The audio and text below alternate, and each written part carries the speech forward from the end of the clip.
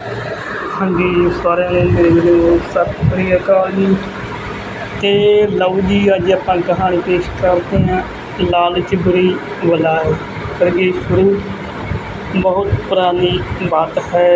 एक गांव में शेखर नाम का एक व्यक्ति रहता था। वह बड़ा मेहनती था, किंतु गांव में कोई रोजगार नहीं था। उसने सोचा कि मैं शहर चला जाता हूँ, वहाँ मुझे मेरी योग्यता अनुसार मेहनत के पैसे मिल जाएंगे। ये सोचकर शेखर एक दिन अपने गांव से शहर की ओर चल पड़ा।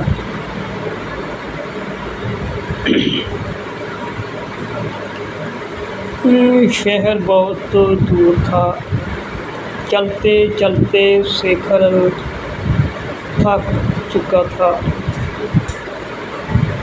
शेखर इतना थक गया था कि अब उससे बिल्कुल भी चला नहीं जा रहा था और वे थक कर वहीं बैठ गया। तभी शेखर ने देखा कि वहाँ से कुछ दूरी पर एक झोंपड़ी है और झोंपड़ी में एक घोड़ा बांधा हुआ है। शेखर ने सोचा, क्यों ना इस घोड़े को किराए पर ले लूं और इसी से शहर चला जाता हूँ।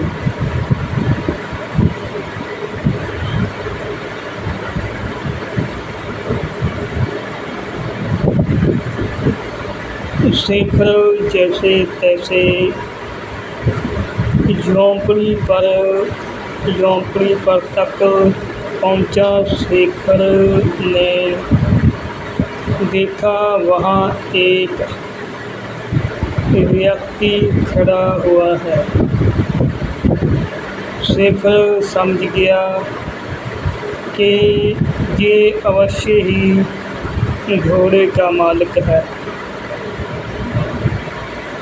शेखर उस व्यक्ति से बोला, मुझे आगे शहर में जाना है और शहर जहाँ से कई किलोमीटर दूर है। मैं बुरी तरीके से थक चुका हूँ, तो क्या मैं आपका घोड़ा ले सकता हूँ?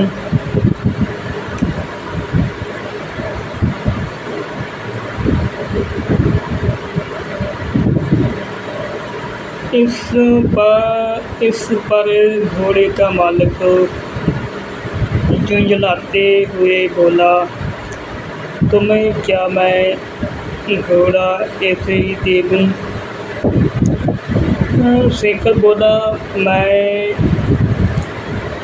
आपसे घोड़ा फ्री में नहीं लूँगा। इसके बदले मैं आपको घोड़े का किराया दूँगा।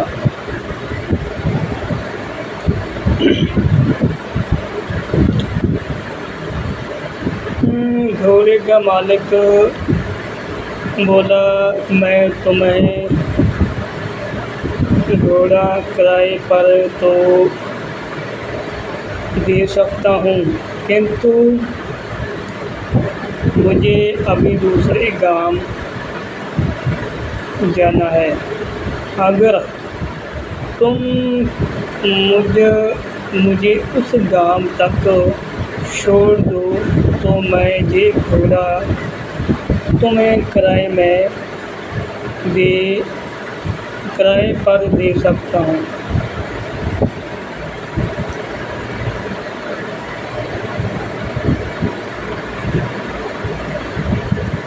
शेखर झट से तैयार हो गया। शेखर घोड़े पर आगे बैठ गया और घोड़े का मालिक पीछे। गर्मी के दिन थे, बहुत तेज धूप थी। दोनों चलते चलते थक चुके थे और पसीने से तरबतर हो गए। शेखर बोला, बहुत तेज गर्मी है और थकान भी बहुत हो रही है, कहीं थोड़ी देर आराम कर लिया जाए।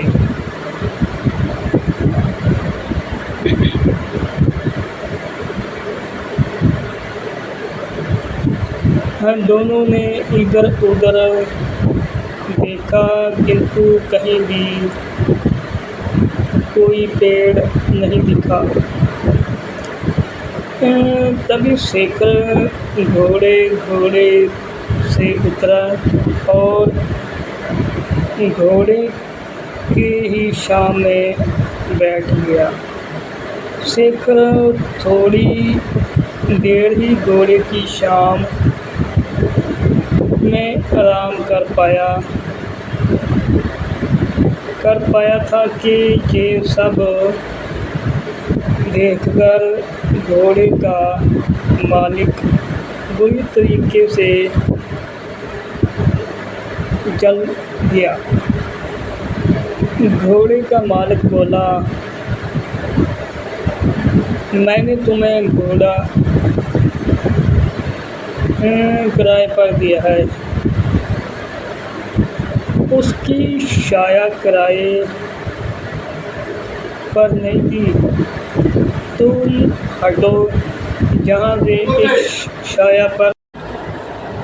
हटो जहाँ से इस शाया पर मेरा अधिकार है और मैं यहाँ आराम करूँगा।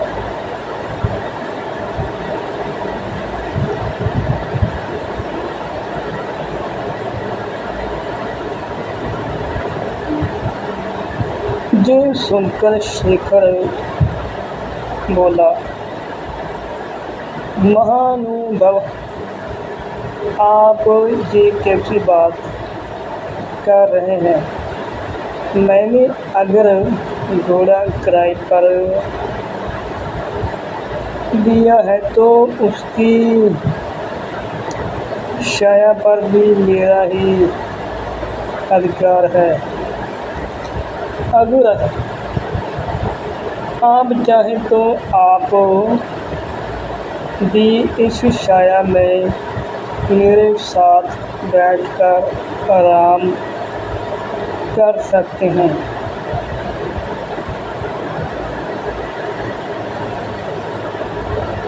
लेकिन घोड़े का मालिक बड़ा जिद्दी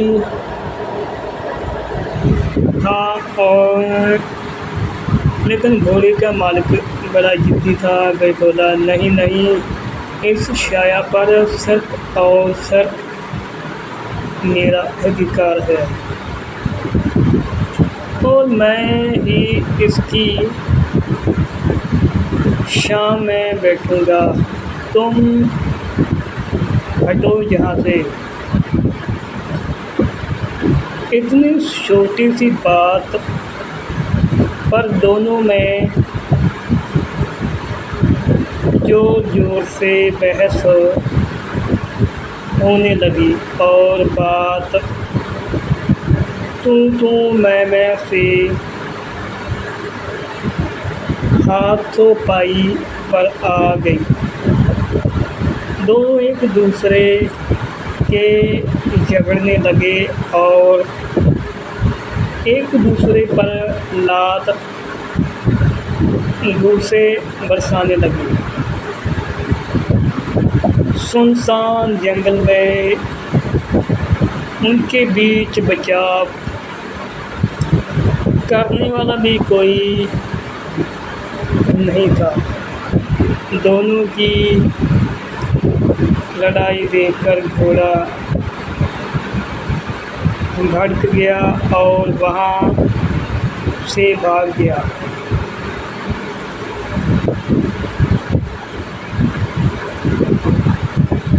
थोड़ी देर बाद जब घोड़े के मालिक ने घोड़े को देखा तो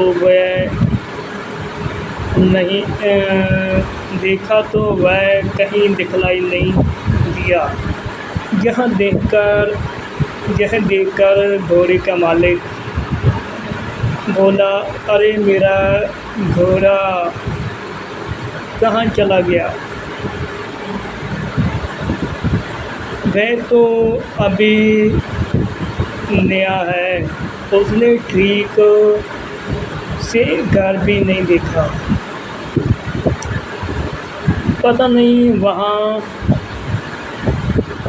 वह कहाँ गया और अब मैं उसे कैसे ढूँढूं?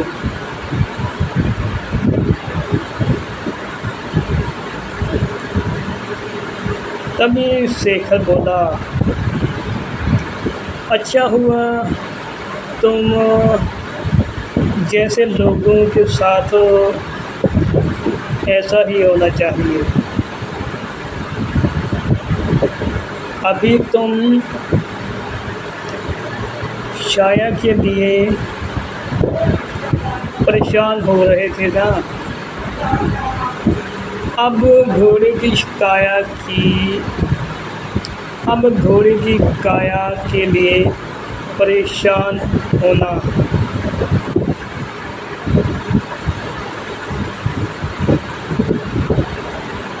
घोड़े के मालिक को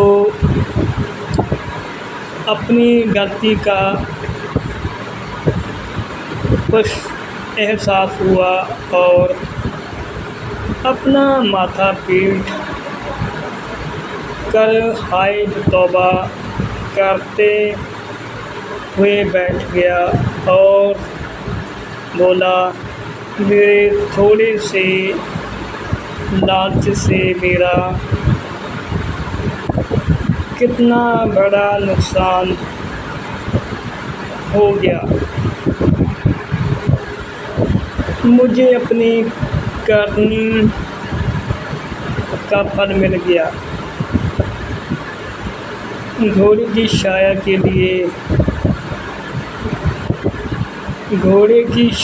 के लोभ के कारण घोड़े की काया से भी हाथ धो बैठा।